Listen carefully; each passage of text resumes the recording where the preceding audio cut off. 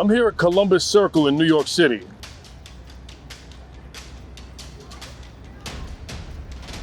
This is the site where Joe Colombo, the boss of the Colombo family, was shot in 1971. On June 28, 1971, Colombo was here giving a speech in front of a crowd shortly before a big Italian civil rights rally was set to commence.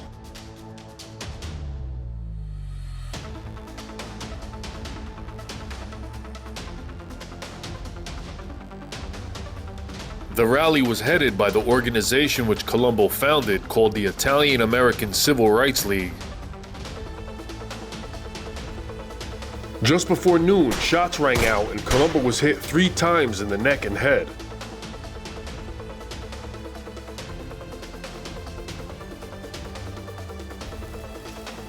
And they were struggling with him. There was a series of shots. The shooter was a black man from New Jersey named Jerome Johnson. Johnson was a pimp and a con man who had been arrested for a variety of offenses, including attempted rape. He was described as emotionally disturbed and dim-witted and had an obsession with Adolf Hitler. Johnson worked as a videographer in the gay porn industry. On the day of the shooting, he had posed as a cameraman and somehow obtained a press pass which allowed him to get close to his target. Johnson was caught in this very picture just before shooting Joe Colombo.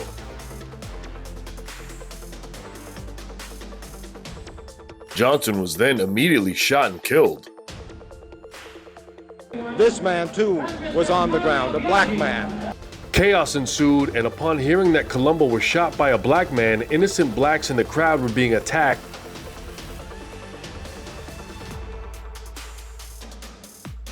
And some of them were detained by police.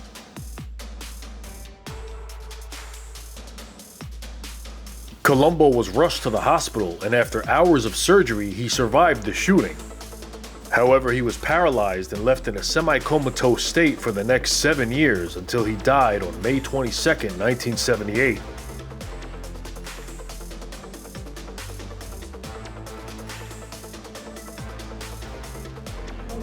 I was about 5 or 10 feet away from Joe Colombo, the guiding spirit behind the Italian-American Civil Rights League, when he was shot. After Colombo's shooting, Joe Iacovelli took over as acting boss of the Colombo family for a short time. The amount of attention and publicity that Colombo was attracting to himself did not sit well with the other mafia families, and even factions within his own family were unhappy. Colombo appeared on TV shows and gave press conferences to every major New York newspaper. He had become infatuated with this public image and was disregarding the foremost rule of being a mob boss, which is to operate in the shadows. He was also using his Civil Rights League as a front to appropriate illegal funds. Colombo also thrust himself and his league into a highly publicized campaign to block the production of the film The Godfather due to its perceived slander against Italians as being involved in the mafia. More antics which didn't sit well with the other families. Colombo eventually ceded his protest of The Godfather under the condition that the word mafia would not be mentioned in the film. Colombo was admonished by the head of the Gambino family, Carlo Gambino, for all of the publicity that he was drawing to himself and the organization, and informed him to cease. But Colombo, who seemingly thought he was untouchable, didn't heed his advice. To make matters worse, Colombo was launching public protests against the FBI and had people form picket lines outside of the FBI's New York headquarters. But this only increased the FBI's scrutiny against Colombo and the entire New York mob.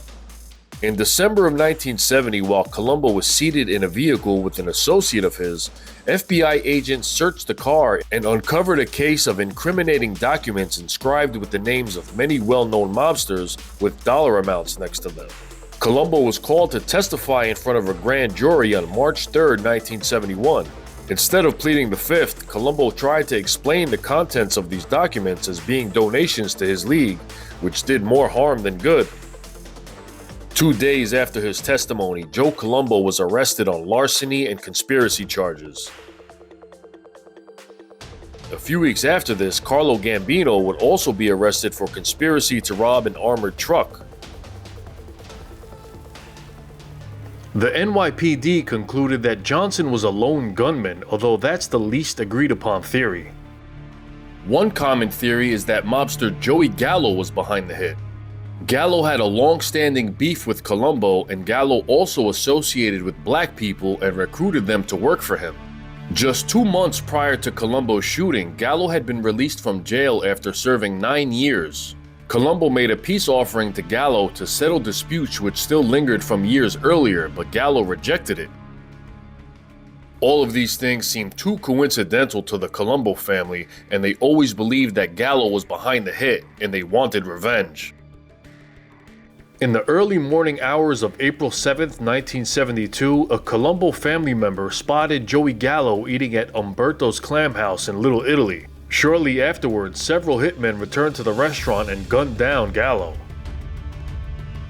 Another theory is that boss Carlo Gambino was behind it and used a black shooter in order to frame Gallo. Jerome Johnson also had a connection to the Gambino family. He hung around a gay bar in the West Village named Christopher's End, which was owned by Gambino soldier Paul DeBella.